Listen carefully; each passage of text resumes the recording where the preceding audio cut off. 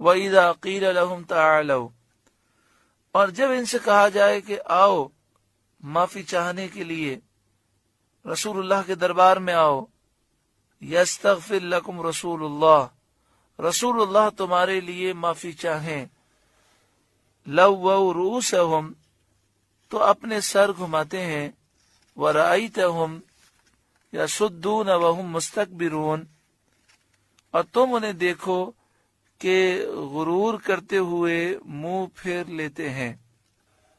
منافقین کی پہچان یہ ہے کہ حضور کے دربار میں شوق سے نہیں آتے۔ تو میں نے مدینہ شریف میں ایسے لوگ دیکھے کہ جو وہاں متوع بنے ہوئے ہیں، لال رومال پہن کے گھومتے ہیں اور لوگوں پر شرک و بدعت کے الزام لگاتے ہیں، مشرک اور بدعتی لوگوں کو کہتے ہیں، نفرتیں عام کرتے ہیں، انتشار پھیلاتے ہیں۔ ہم نے ان کو دیکھا کہ کبھی بھی سرکار کی بارگاہ میں دل سے حاضری کے لیے تیار ہی نہیں ہوتے، بلکہ لوگوں کو بھی درس دے رہے ہوتے ہیں کہ تم مدینہ شریف آئے ہو، بس ایک دفعہ سلام پیش کر دو، السلام علیکم، بس۔ یہ بار بار تم حضور کی بارگاہ میں سلام پیش کرنے کے لیے ہر نماز کے وقت کیوں جاتے ہو، اتنی دیر کیوں کھڑے رہتے ہو؟ تو یہ منافقوں کی علامت ہے کہ وہ رسول اللہ کے دربار میں ذوق و شوق سے جانے کے لیے تیار نہیں ہوتے۔ وَإِذَا قِيلَ لَهُمْ تَعَالَوْا، اور جب ان سے کہا جائے کہ آؤ معافی چاہنے کے لیے حضور کے دربار میں، یستغفر لکم رسول اللہ، رسول اللہ تمہارے لیے معافی چاہیں۔ ایک مومن جب مدینہ شریف جاتا ہے تو یہی عقیدہ رکھتا ہے اور یہی عرض کرتا ہے کہ یا رسول اللہ، میں آپ کے دربار میں آیا ہوں، میں اللہ سے معافی مانگتا ہوں، آپ میرے لیے استغفار کریں، اور جس کے لیے رسول اللہ استغفار کرتے ہیں اس کی بخشش ہو جاتی ہے۔ لووا رؤوسہم، تو وہ اپنے سر گھماتے ہیں، ورأیتہم، اور تم انہیں دیکھو کہ یصدون وہم مستکبرون، غرور کرتے ہوئے منہ پھیر لیتے ہیں۔ اس کا شان نزول یہ ہے کہ غزوہ مریسی سے فارغ ہو کر جب نبی کریم صلی اللہ علیہ وآلہ وسلم نے ایک کنویں کے کنارے قیام فرمایا تو وہاں یہ واقعہ پیش آیا کہ حضرت عمر رضی اللہ تعالیٰ عنہ کے اجیر جہجہ غفاری اور عبداللہ بن ابی کے حلیف سنان بن دبر جوہنی کے درمیان جنگ ہو گئی۔ جہجہ نے مہاجرین کو، سنان نے انصار کو پکارا۔ اس وقت عبداللہ بن ابی منافق نے حضور سید عالم صلی اللہ علیہ وسلم کی شان میں بہت گستاخانہ اور بیہودہ باتیں بکیں اور یہ کہا کہ مدینہ طیبہ پہنچ کر ہم میں سے عزت والے ذلیلوں کو نکال دیں گے، اور اپنی قوم سے کہنے لگا اگر تم انہیں اپنا جھوٹا کھانا نہ دو تو یہ تمہاری گردنوں پر سوار نہ ہو، اب ان پر کچھ خرچ نہ کرو تاکہ یہ مدینے سے بھاگ جائیں۔ اس کی یہ ناشائستہ گفتگو سن کر حضرت زید بن ارقم کو تاب نہ رہی۔ انہوں نے اس سے کہا کہ خدا کی قسم، اللہ کی قسم، تو ہی ذلیل ہے، اپنی قوم میں بغض ڈالنے والا ہے، اور سید عالم صلی اللہ علیہ وسلم کے سر مبارک پر معراج کا تاج ہے، اللہ رب العالمین نے انہیں عزت و قوت دی ہے۔ عبداللہ بن ابی کہنے لگا چپ، میں تو ہنسی سے کہہ رہا تھا۔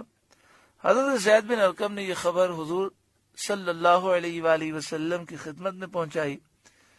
حضرت عمر رضی اللہ تعالیٰ عنہ نے عبداللہ بن ابی منافق کے قتل کی اجازت چاہی۔ سید عالم صلی اللہ علیہ وآلہ وسلم نے منع فرمایا اور ارشاد کیا کہ لوگ کہیں گے کہ محمد صلی اللہ علیہ وآلہ وسلم اپنے اصحاب کو قتل کرتے ہیں۔ حضور انور صلی اللہ علیہ وآلہ وسلم نے عبداللہ بن ابی منافق سے دریافت فرمایا کہ تو نے یہ باتیں کہی تھیں؟ وہ مکر گیا اور قسم کھا گیا کہ میں نے کچھ بھی نہیں کہا۔ اس کے ساتھی وہ عرض کرنے لگے کہ عبداللہ بن ابی بڑا شخص ہے، یہ جو کہتا ہے ٹھیک ہی کہتا ہے۔ حضرت زید بن ارقم رضی اللہ تعالیٰ عنہ کو شاید دھوکہ ہوا ہو اور بات یاد نہ رہی ہو۔ پھر جب اوپر کی آیتیں نازل ہوئیں اور عبداللہ بن ابی منافق کا جھوٹ ظاہر ہو گیا تو اس سے کہا گیا کہ جا سید عالم صلی اللہ علیہ وآلہ وسلم سے درخواست کر، حضور صلی اللہ علیہ وآلہ وسلم تیرے لیے اللہ تعالی سے معافی چاہیں۔ تو گردن پھیری اور کہنے لگا تم نے کہا ایمان لا تو میں ایمان لے آیا، تم نے کہا زکوٰۃ دے تو میں نے زکوٰۃ دی، اب یہی باقی رہ گیا ہے کہ محمد مصطفیٰ صلی اللہ علیہ وسلم کو سجدہ کروں۔ اس پر یہ آیت کریمہ نازل ہوئی۔